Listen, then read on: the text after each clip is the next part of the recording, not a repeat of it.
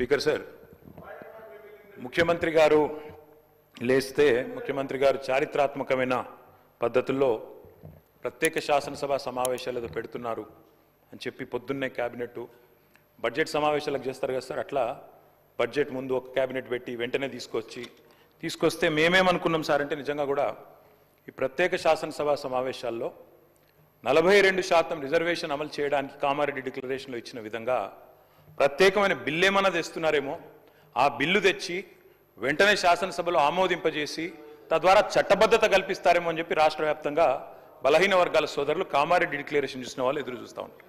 కానీ ముఖ్యమంత్రి గారు ఏం చేస్తున్నారు సార్, ఇక్కడ లేచి ఓ 4 పేర్లు చదివి, అధ్యక్ష మీ ప్రభుత్వం మీద ప్రజలకు నమ్మకం లేదు. ఎందుకంటే రేవంత్ రెడ్డి గారు మీరే చెప్పినారు, సమగ్ర కుటుంబ సర్వే జరిగినప్పుడు తమరిచ్చిన ఉపన్యాసమే మొత్తం యూట్యూబ్లో ఉంది, అన్ని టీవీలలో ఉంది. ఏమన్నారు సార్ ఆ రోజు?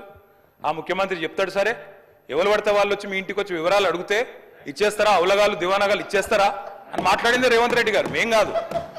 మీరు చెప్పిన మాటలనే ఎన్యూమరేటర్లకు చూపెట్టి చెప్పినారు, మేము ఇయ్యము మీకు వివరాలు, 57 రకాల వివరాలు అడుగుతున్నారు, ఎట్లిస్తాము మీరే అన్నారు ఆనాడు, ఎవరు పడితే వాళ్ళకి ఇచ్చేస్తామా వివరాలు అని మాట్లాడింది. అదే చూపెట్టి అడిగింది. అధ్యక్ష వాస్తవం ఏంటంటే అధ్యక్ష, సమగ్ర కుటుంబ సర్వే 2014లో జరిగింది. శాంతికుమారి గారు ఉన్నారు, రామకృష్ణారావు గారు ఉన్నారు, సందీప్ కుమార్ సుల్తానియా గారు ఉన్నారు. అప్పుడు ఇదే అధికారులు అధ్యక్ష, అప్పుడెవరు వేరే లేరు.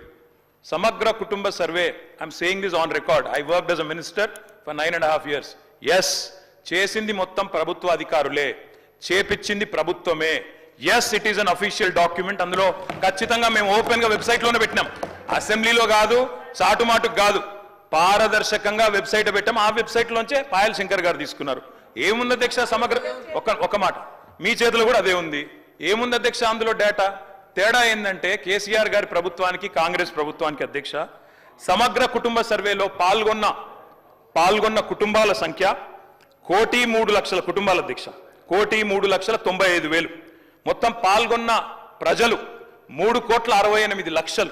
3,68,00,000 జరిగింది ఒక్క రోజులో 24 గంటల్లో రాష్ట్ర వ్యాప్తంగా ప్రతి ఇంటిని ఎన్యూమరేట్ చేసి అత్యద్భుతంగా చేసినాం. మేము చేసిన తర్వాత ముఖ్యమంత్రి గారు నిజంగా ఎంత మిస్లీడింగ్ గా మాట్లాడుతున్నారంటే అధ్యక్ష, వారు అంటారు అధ్యక్ష ఇంతకు మించిన టాపిక్ లేదు అధ్యక్ష, వారు అడిగిన ప్రశ్నకు తప్పకుండా మా ప్రభుత్వం గతంలో చేసిన పని గురించి వారు అనుమానాలు తలెత్తే విధంగా ఏదైతే మాట్లాడినారో దాని గురించి చెప్పాలి అధ్యక్ష. వారు అంటారు అధ్యక్ష బీసీల సంఖ్య అందులో ఎంత అని. ఎస్, ఆనాడు బీసీల సంఖ్య సమగ్ర కుటుంబ సర్వే ప్రకారం 1,85,61,856, 51%. 51% బీసీలు ప్లస్ అది కాకుండా ముస్లిం సామాజిక వర్గంలో ఉండే బీసీలను కూడా కలుపుకుంటే 10%. మొత్తం ఆనాడు సమగ్ర కుటుంబ సర్వే ప్రకారం రాష్ట్రంలో బీసీల సంఖ్య 61%. ఈ రోజు రాష్ట్ర వ్యాప్తంగా మేము మాట్లాడడం కాదు అధ్యక్ష, ఇక్కడ మా శ్రీనివాస్ యాదవ్ గారు కరెక్ట్ గా చెప్పినారు. మీ కాంగ్రెస్ పార్టీ ఎమ్మెల్సీ చెప్తున్నాడు బయట, దీన్ని తగలబెట్టండి, ఇంకా ఆయన గలీజ్గా మాట్లాడింది నా మాట అన్న, తగలబెట్టండి అన్నాడు. దీన్ని తగలబెట్టండి, ఈ నివేదికను తప్పుల తడక అని కాంగ్రెస్ పార్టీ ఎమ్మెల్సీ చెప్తున్నాడు, మేం కాదు. రాష్ట్ర వ్యాప్తంగా బలహీన వర్గాల సంఘాలు చెప్తున్నాయి. ఏమని చెప్తున్నాయి అధ్యక్ష? సమగ్ర కుటుంబ సర్వేలో 1,85,61,000 ఉన్న బీసీలు ఎట్లా 1,64,00,000 తగ్గినరు, 51% 46% ఎట్లయిందని అడుగుతున్నారు. శంకరన్న కూడా అదే అడిగింది కదా అధ్యక్ష, తప్పేం అడిగిండు? ఇక్కడ శంకరన్న ఒక్కడే అడుగుతలేడు అధ్యక్ష, బయట మీ కాంగ్రెస్ పార్టీ ఎమ్మెల్సీ మాట్లాడుతున్నాడు, మీరిచ్చిన స్టేట్మెంట్ను మీరిచ్చిన నివేదికను తగలబెట్టమని చెప్పిండు అధ్యక్ష, మామూలు కాదు. ఇంకొక మాట అధ్యక్ష, మేము అనుకున్నాం అధ్యక్ష శాసనసభ సమావేశం ప్రత్యేకంగా పెడితే, ఇవాళ ఏం చెప్పినారు మీరు కొత్తగా? మీరు చెప్పింది ఈరోజు చెప్పింది మొన్న ఉత్తమ్ కుమార్ రెడ్డి బయట ప్రెస్లే చెప్పిండ్రు. ఆయన ఉత్తమ్ కుమార్ రెడ్డి గారు సబ్ కమిటీ చైర్మన్ గా ప్రెస్ మీట్ లో ఇవాళ మీరు చెప్పిన లెక్కలని మొన్ననే చెప్పిండ్రు. ఎందుకు పెట్టిండ్రు మీరు? ఇవాళ మేమేమనుకున్నాం, 42% రిజర్వేషన్ ఇవ్వడానికి చట్టబద్ధత కల్పిస్తూ బిల్లు తెస్తారనుకున్నాం. లేదా మీరు చెప్పినట్టు 56% బీసీలు ఉంటే ఆ 56% బీసీలకు బీసీ సప్లాన్ చేస్తారేమో అనుకున్నాం.